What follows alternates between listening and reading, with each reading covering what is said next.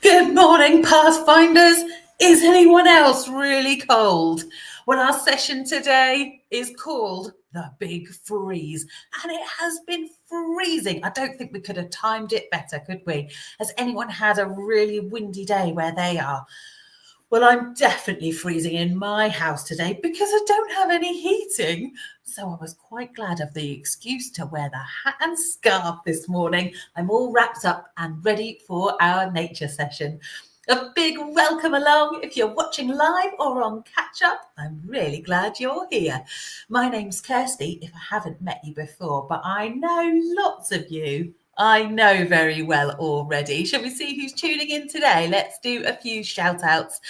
There's lots of you joining us live. We've got Peter and Lucy. We've got Edward and Noah and Theo. Hi, Lucas. Hello, Adam, Aurora and Killian. Hi, Charlie and Ollie. Hello to Tiana. Just heard thunder where she is. Oh, Tiana, well, you might be in for a storm. There's been lots of big wind. People have been reporting very windy day. Olivia, I'm glad you've got your big jumper on. Oh, that will keep you warm. Alyssa's had a storm. We're in a storm. Goodness me, we've had some weather. Hello, Rose and Hannah, Jamie and Daisy too. Oh, welcome along, everyone. Right, well, are we ready for the big freeze? Are we ready to head out into nature and explore whatever the weather? Let's start with a bit of an intro activity, shall we? Let's have a think about the weather first of all. I wonder if, Pathfinders, you can give me as many words as possible that you associate with the weather. You can put them in the chat if you want to, or you can just have a think through, chat to whoever you're watching along with today. Think to yourself, how many weather words can you think of? I bet we could probably fill up all the gaps on this page. Easy peasy, couldn't we? What do you reckon? Oh, Mima's been doing the RSPB bird watch yesterday. Has anyone else been doing that? Very windy. Oh, I hope you still managed to spot some, Mima. Okay, well, Storm's come up with a word. Storm. Brilliant. However did you think of that, Storm? We've got sunshine, rain, clouds, snow, sun and cold. Oh, and then we've got some nice descriptive words too coming in. Things like pouring. We say it was pouring with rain. Hot, cold, freezing, hailstones, sunny, cold, wind, snow, a gale. There's a different one. We've got some extreme weather ideas, things like tornadoes as well. Snowflakes, sleet and hail. I wonder what the difference is between sleet and hail and snow. You ever thought about that? We're going to find out some stuff about that a little bit later. Snowflakes. Oh, a rainbow, of course. How could we forget that? And some sayings as well associated with weather. Have you ever heard that phrase? Someone suggested it in our chat. It's raining cats and dogs. Have you ever heard that phrase when people say, if it's really pouring down with rain, oh, it's raining cats and dogs out there? That's a really strange one. I wonder where that saying originates from. Windy, stormy, snowballs. Oh, my, nice one. And we've got some more descriptions. A whistle of wind. Humid. Oh, these are great, guys. I knew you'd come up with loads. Joseph's got some good ones. Fog and mist. Yeah, all different types of weather. There are so many, aren't there? Let's see if your ones that you mentioned were here. We've got a lot, haven't we? Oh, we've got that word for rain again, precipitation, that we talked about when we looked at the water table quite a few weeks ago now. Climate. I think we've mentioned all the others, haven't we? Well done, everybody. That was brilliant. You definitely are full of weather ideas today.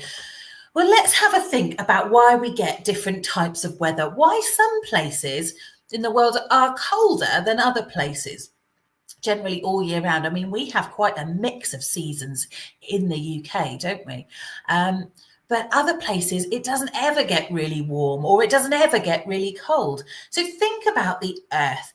We know that it's tilted, isn't it, slightly on an axis. So as it circles around the sun, some places are angled away from the sun and get less light, so it will be colder. This is why the UK is colder in the winter than in the summer. Do you remember what the imaginary line around the centre of the Earth is called? The equator, yes. So places further away from the equator get less sunlight, so they have a colder climate. Areas of land that are high up, so in the mountainous areas and far from oceans, tend to be a bit colder too. So the nearer to the coast you are, generally you might get slightly milder weather. That's why many mountains have snow on the top.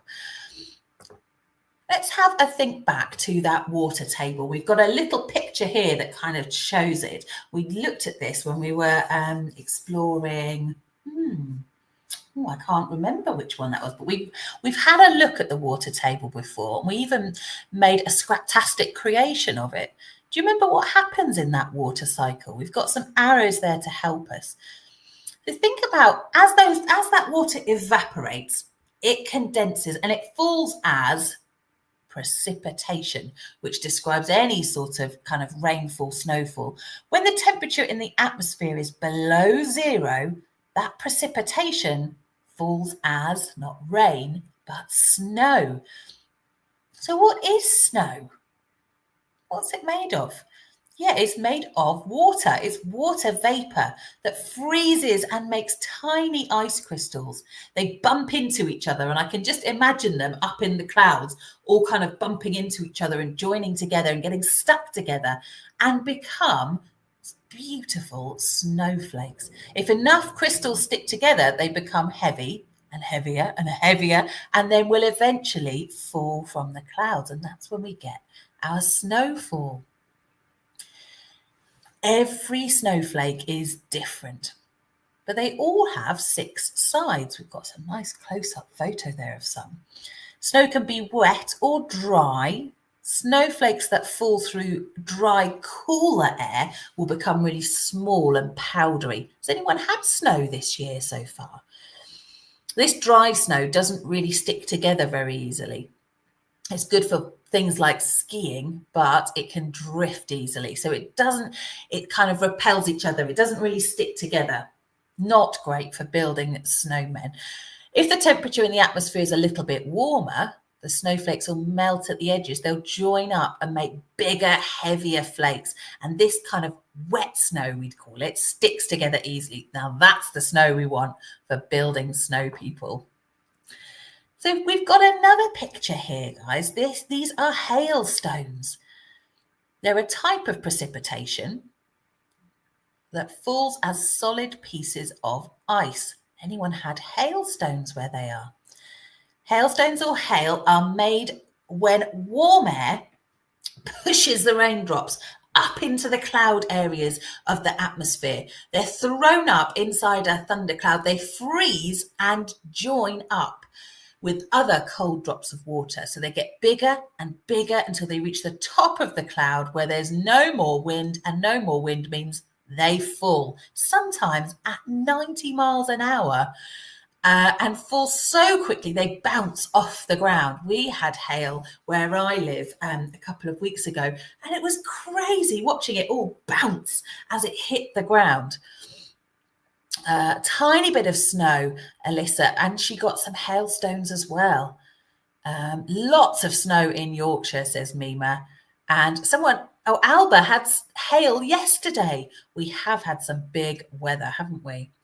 Well, that's got us thinking a little bit more about changes in the weather. And guys, you're going to need to wrap up really warm for this next bit of our Pathfinders session. We're heading off today somewhere rather special. One of our Pathfinder Pack presenters is going to take us on a trip somewhere very, very snowy. But I'll leave it to Malachi to explain where. Here's Malachi with their nature walk.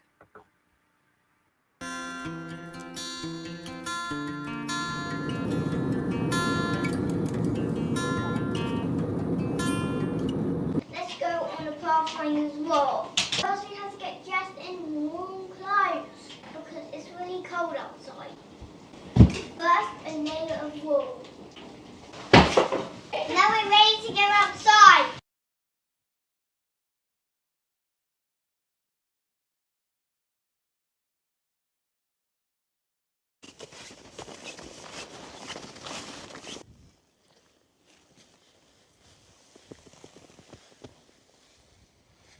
It's very windy out here. Can you hear the snow crunch?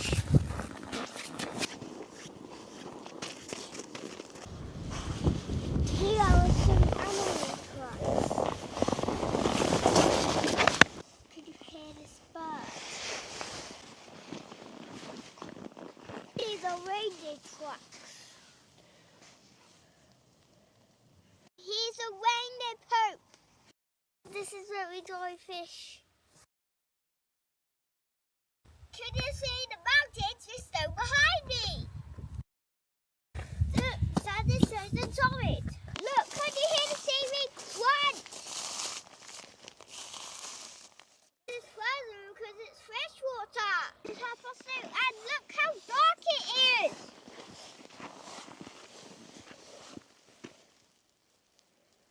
When we get back in, we light the fire and warm up.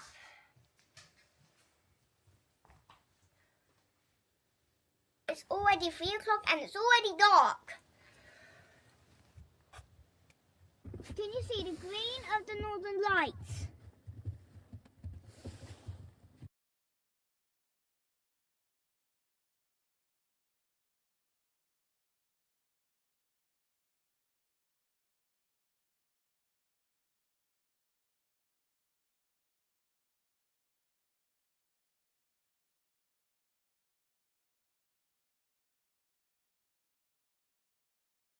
Can you see the purple in these lights?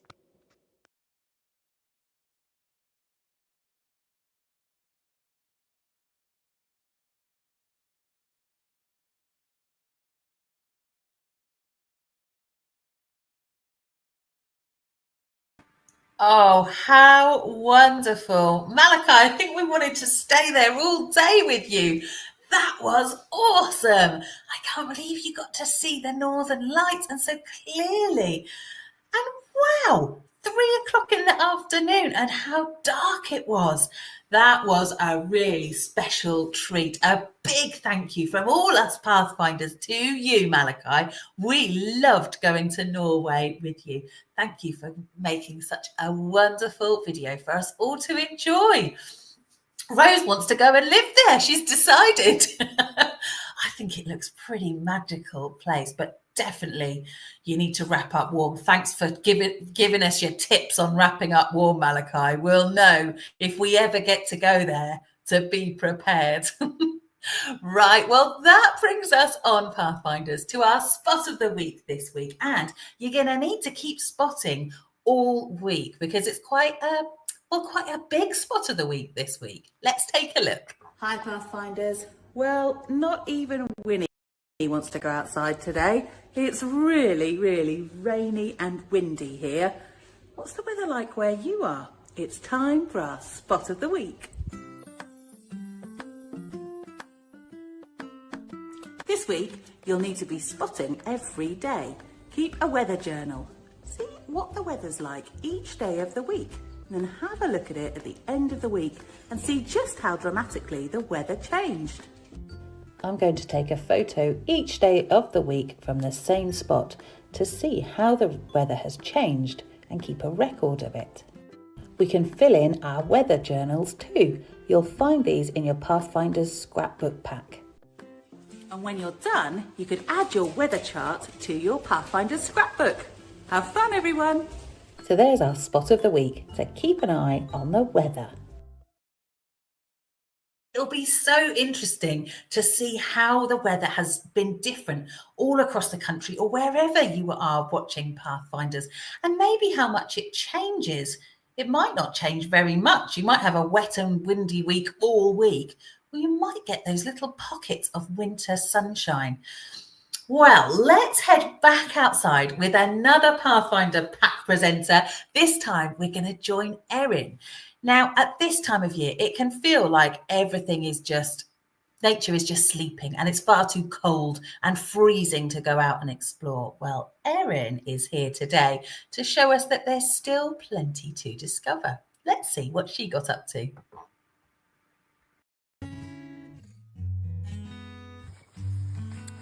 Hi, I'm Erin. We make this bird feeder because in the winter the birds don't have much food. They have nuts and berries, but the berries don't really grow much, so we make these bird feeders every year. Most trees drop their leaves, but some keep their leaves, like the beautiful holly, but a bit spiky sometimes, and the yew. There are berries sometimes on the yew, but only birds can eat them. We can't eat anything off the yew. This is Douglas fir. It looks a lot like the yew, so unless you're with an adult that knows lots about nature, best not eat it. And it's good for making like Douglas fir tea for coughs and colds and anything like ill. It's also delicious. Bit bitter, bit kind of bittery sour, I guess, but it is good. Even though it's winter, we can still hear birds. Can you guys see if you can hear any birds? I can. It's like a chorus, a winter chorus. Some birds migrate and some stay here.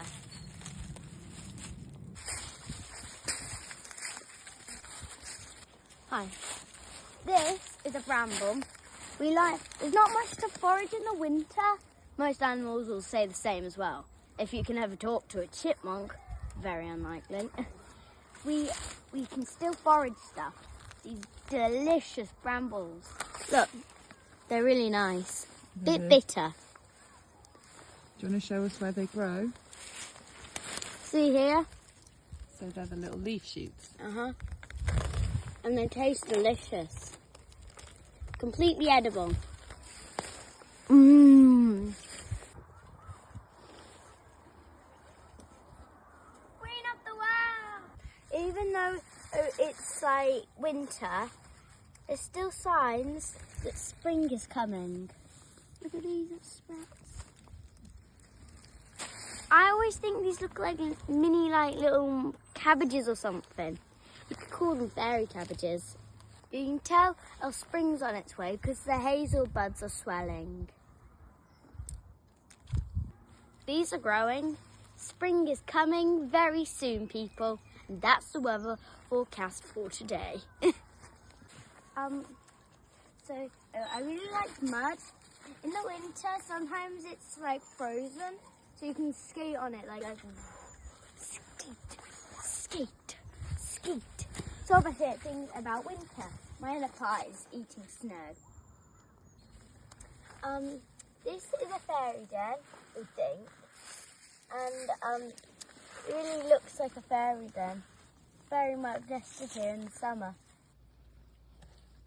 I saw a tree that looks a bit like some kind of bug alien or something.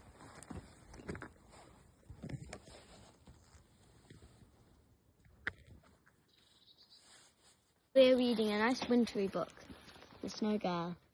Isn't she beautiful? I always keep drawing pictures of her. These are a type of fungus. You can actually eat them raw, but seriously, you don't. They feel horrible in your mouth.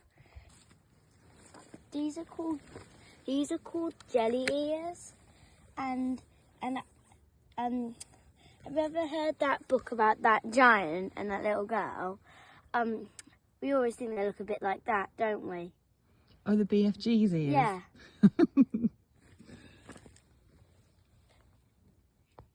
I've just found Erin on this really soft moss. Oh, what time is it? Did I miss any adventures? Fill me in. Erin, that was fantastic. I know your Pathfinder friends will agree. What a lot you found. You've definitely proved to all of us that it might be cold out there, but there's still plenty to discover. A good reminder there from Erin as well. And a reminder from me, everyone, make sure you don't eat anything in nature unless you've checked with a grown-up and you definitely know that that's safe. But Erin definitely found some interesting things, didn't she? And I totally agree with you, Erin. That fungus really looked like the BFG's ears, didn't they? They were brilliant. And I think you're the queen of tree climbing. Does anyone else out there love climbing trees? Yeah, me too. Well done, Erin. A big round of applause from all of us. You've got some lovely comments there in the chat from your Pathfinder friends.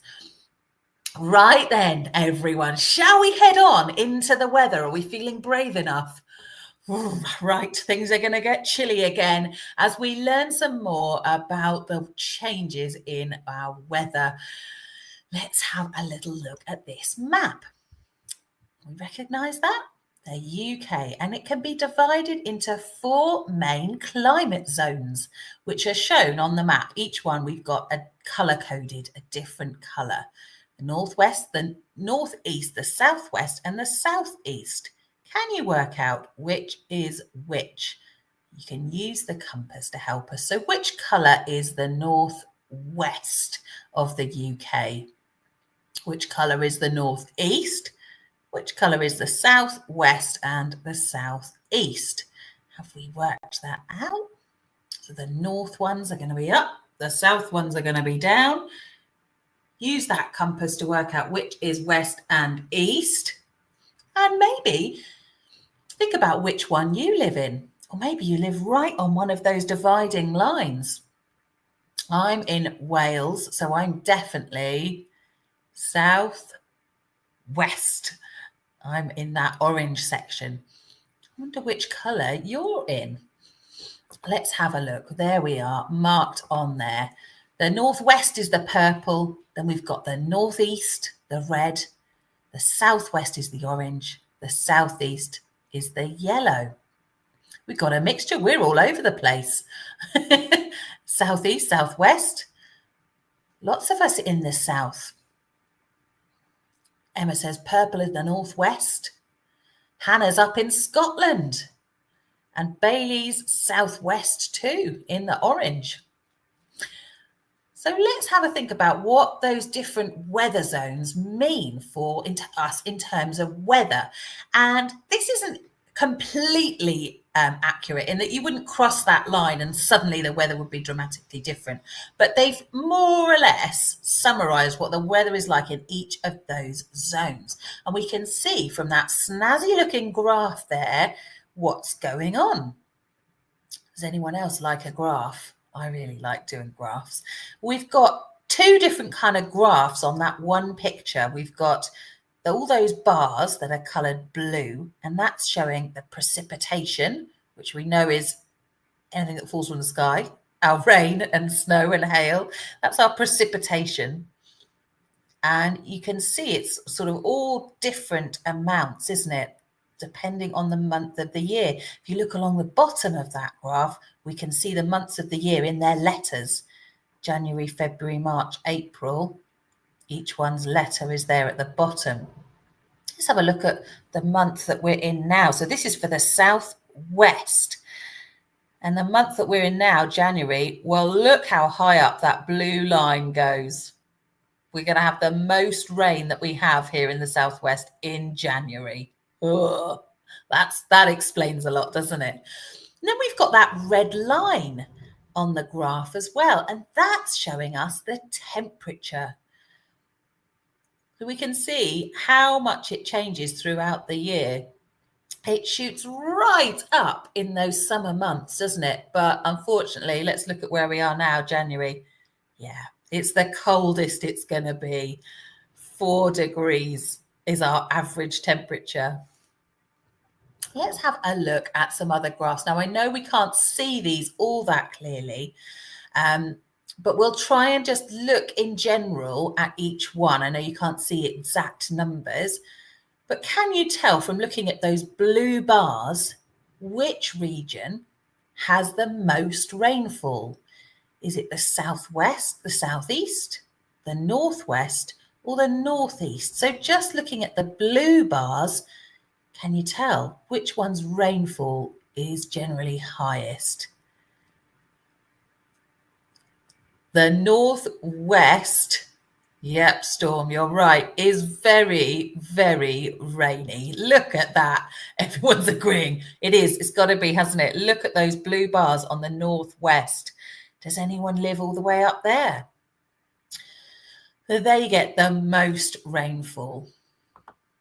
In which months of the year is the temperature the highest? So we can see that this is the same pattern on all 4 of our graphs. Let's look at that temperature line, the red line.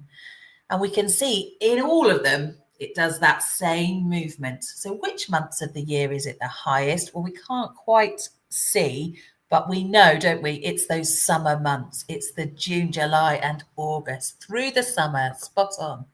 Which area and in which month does the least precipitation occur? Well, we might not be able to see which month unless you've got amazing eyesight, but where's the least rain? Which one would you say? Well, we know it's definitely not the northwest. We can narrow it down. What do we think? Which gets the least rainfall? Is it the southeast? Is it the southwest? Is it the northeast? Which one do you think? Southeast, yes. This one on the top right is the one that gets the least amount of rainfall. Spot on, well done. Well, we've got another map of the UK here, and this time this one is showing us the temperatures, the maximum temperatures across the UK. So let's have a look at this. We've got a key at the top showing us the colder temperatures, which are in blue, through to the hotter temperatures, which are in red. And so we've colour coded the whole of the UK. What differences can you see? There's quite a big difference, isn't there, between the north and the south here? But can you think of any reasons for these differences, Pathfinders? What do you reckon? Why is it so much colder the further north we go? And why is that temperature warming up in the south? What do you think?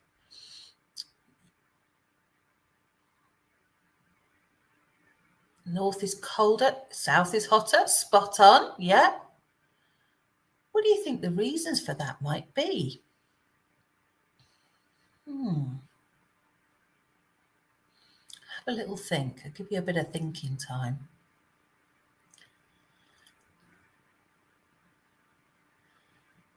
Storm, you're right. The south is a lot warmer. What could be the reasons for that? Got some suggestions coming in. Climate change. Could it be that? Nearer to the equator. So remember that imaginary line around the middle of the earth. We know that that's the area that gets the warmest. And so the south is nearer to the equator. Yeah. Closer to the North Pole, the further north we get. So nearer to those colder Arctic regions. More mountains in the north. We found out earlier, yes, mountain areas are going to get colder temperatures. There are a lot of mountains the further north we go. Can we see another patch of blue anywhere? In Wales. Yeah. So we could be onto something there with those mountainous regions. Bailey, yes, further from the equator. Weather coming in from America, it hits the west first. So we've got to think about, yeah, all those weather systems that are coming in across. Do any of you watch the weather on telly? And you often see, yeah, those arrows, whoosh, of wind coming right across from the Atlantic. Let's have a think about some of those reasons then. So yes, mountain areas, they'll be colder as the temperature falls with altitude, the height above the sea level. So the higher above sea level you go, the more the temperature drops. So we've got a lot of mountain areas there, which are that really dark blue colour. Scotland and Northern England are cooler than the south and the southeast as they're further from the equator. Yeah. And the south warmer than the north because it's closer to the equator. So there's all sorts of other things you can do to investigate the changes in weather. There's an extra little challenge for me today. Have a watch of a weather forecast this week. See what the weather's doing around the country. You could compare different temperatures too. Right, Pathfinders, you're doing brilliantly today. Look at all this. We're whizzing through. Do you think it's time for a game? Yeah, me too. I love a game, and I know you lot do as well. So let's have a play of What's in the Snow? What's that in the snow? As the camera zooms out, can you tell what's there? Here's the first.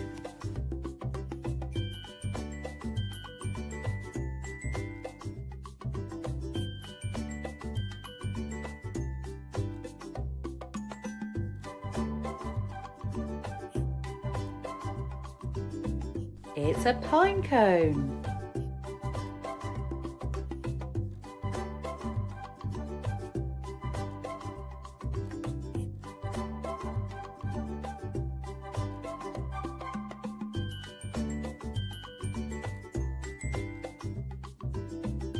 It's an otter.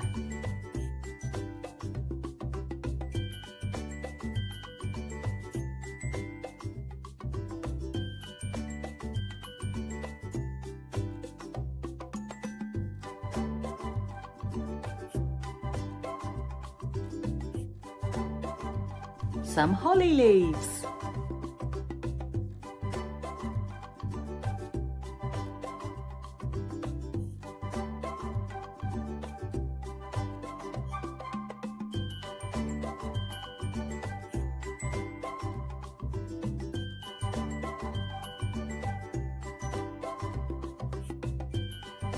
A rabbit.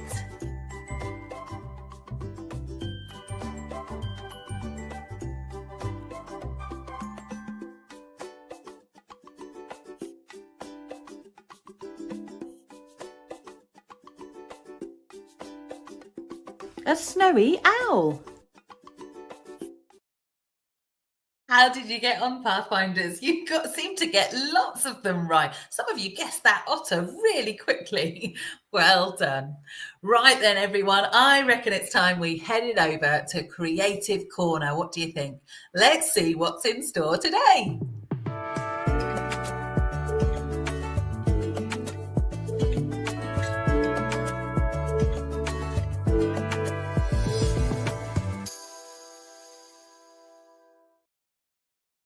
Are we ready to get creative? Yes, I definitely am.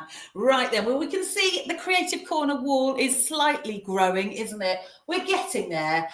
We've got a few different creations, but we certainly need some more. And we'll get on to this week's Scraptastic challenge in a moment. But I thought what we do first today is have a look at some winter pictures and see what some artists made of winter scenes when they got creative and painted them. So we're going to look at a few different artworks from history and see what we think of them. Now, as we look at each one, think about these three visual elements. Line. How have they used different lines? And that could be the shapes that they've created, but also the thickness, the way the lines stand out in the picture or blend into the picture. Think about the colours that they've used. So while a lot of them are painting snow, that can be quite a tricky thing to paint. If any of you have ever tried, it is, isn't it? Because often we're painting against a pale background of our white paper. How do you make that snow really stand out? And think about the textures they've used as well. So in a winter scene, there's all sorts of different textures depending on what trees you're painting, what the land structure is like. So how have they used texture in their paintings, or used their painting techniques to create texture, to make those paintings seem really three-dimensional and pop off the page? Let's have a look at this one by Claude Monet. So this was painted way back in 1875. I really like this painting. I feel like it's kind of drawing me into the painting. And while a lot of the features in this are man-made, we've got the fences and the buildings and the wall there, I think it really shows that no matter what we do, what we build, nature will just take over. That snow will fall no matter what. And I really can get a sense of trudging down that path. What do you think about the colour, the line, the texture used in this painting? What do you notice about it? How have they used colour here? Storm says, I want to walk down that road. I know exactly what you mean, Storm. I feel the same, and I feel like I could feel it under my feet, that snow crunching. They've created that brilliant texture of the snow there at the bottom, haven't they? By using those kind of slightly darker shades, you can almost see the footprints that the people have made as they've walked down the path. And Molly says a yellow-orange sun as well. Yeah, there is a lot of colour in this picture, isn't there? Ava thinks that it's a colourful sun is nice too. Yeah, I love the way the clouds are kind of over the sun and they've got that pinky tinge to them. Yeah, beautiful and happy. It does feel like a happy picture, doesn't it? And looks really real, Rose. Yeah. Monica thinks it looks freezing cold. You definitely need to wrap up warm for this painting, wouldn't you? What about this one? This one is a really different sort of picture, isn't it? Thinking about those three techniques we said, line, colour and texture. What stands out to you about this picture? How does it feel different? Again, it's a snowy scene again, isn't it? But have a look. What do you notice? And how has this artist drawn things differently? Looks really 3D, Luna, you're right. How have they achieved that? How have they made those trees seem quite 3D? Storm thinks this one looks really harsh. And I suppose if we compare it to the first one, it does. There's not that kind of soft blending of colour, is there? And little splodges. This one's much more kind of clean looking almost. And those lines are really part of the picture. If you look at the trees in particular, the way that they've used those lines, every part of that tree is kind of almost drawn out, isn't it? Aurora agrees, the lines are stronger, the colours stronger. Yeah, so perhaps much more simpler colours, less blended together. Rose thinks it looks like in the past. We can tell this is an old painting. Not as many colours. Yeah, and the lines are really crisp, Luna. That's a really good observation. Let's have a look at another. Do we like this one? What do we think of this? It's called Beneath the Snow-Encumbered Branches. And you can see the snow there resting on the branches. To me, it feels almost like it's the most detailed one. I just think at first glance, would I be able to tell that was a painting, not a photograph? I think what does it for me is the use of the shadow. If you look at the snowy ground there where the sheep are, you can see the shadow of the tree, and that's just such a detail, isn't it? That I suppose we often forget when we're creating a painting, I know I definitely do, to think about where the sunlight is coming from. And not just to draw that sun, but draw the effects that sun has on those features of the painting. We've got a big tree right in front of the sun, so of course it's going to cast a shadow. Coral agrees. Look, it looks really realistic, doesn't it, Coral?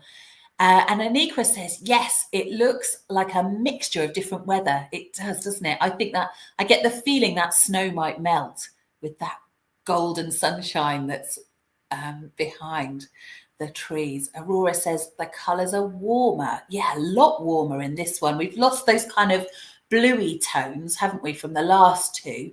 And we've got a real warmth, even though it's a winter picture. Noah and Theo really like the sheep. They do look so real, don't they, you two? Yeah. I think it's a brilliant painting. I would love to be able to paint like this. We've got painting goals looking at this one, haven't we? Theo loves the contrast between the sun and the snow. Yeah, it's such a kind of bright sun, isn't it, to have against the really white snow. Shall we look at one more? Okay, let's have a look at this one. Well, we've gone back to those bluey tones. What other colours have been used here? What about lines? What about textures? What do we think about this painting? To me, this feels really cold. I think maybe it's the blue, the grey, that kind of dark colour and the amount of snow. It just feels like a really cold picture. Some people not so keen on this one, like the sheep one the best so far. There's a lot of grey, isn't there? Yeah, inside this picture.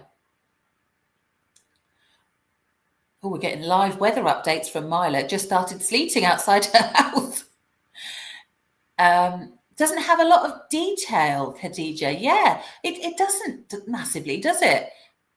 Not a lot of detail in terms of the lines, but I suppose if we look closely at the colours, there maybe is quite a bit of different detail. We can still see what the scene is.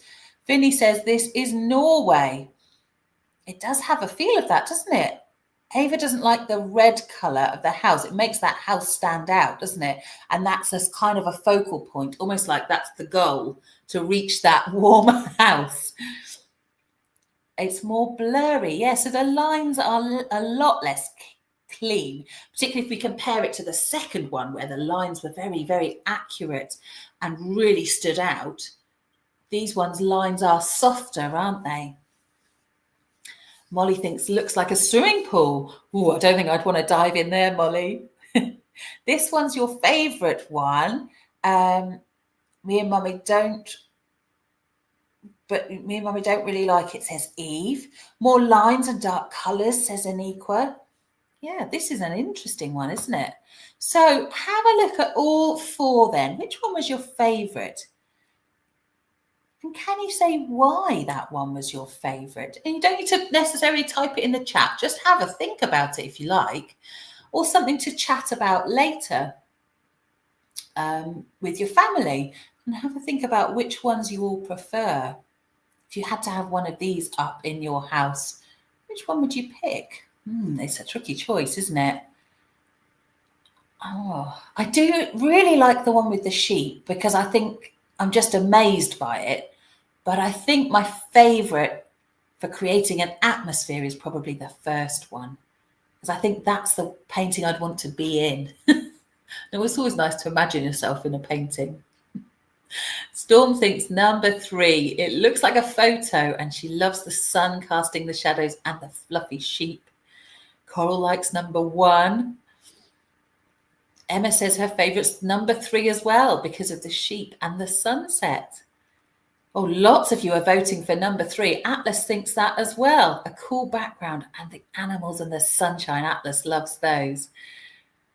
Fantastic contributions, guys. Oh, thank you so much. I really enjoyed looking at those with you and having a chat about them.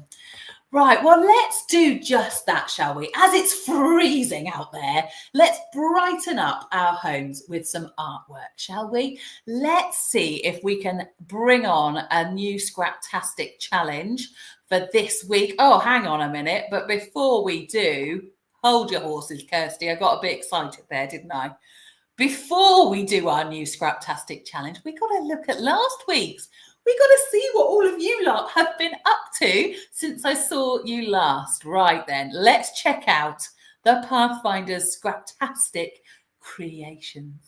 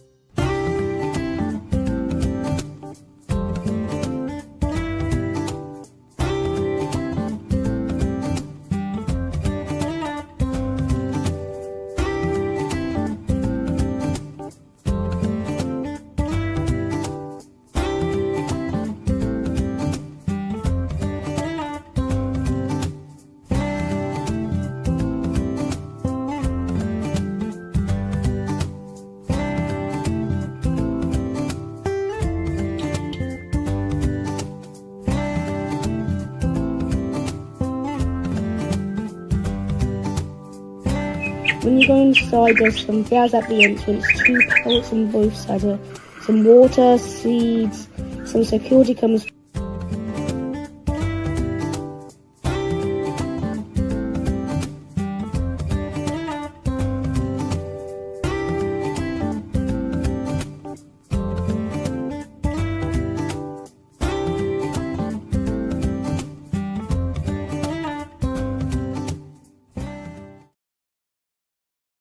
Oh, well, that has warmed me up. It's given me a nice, warm, cozy glow looking at all of those creations.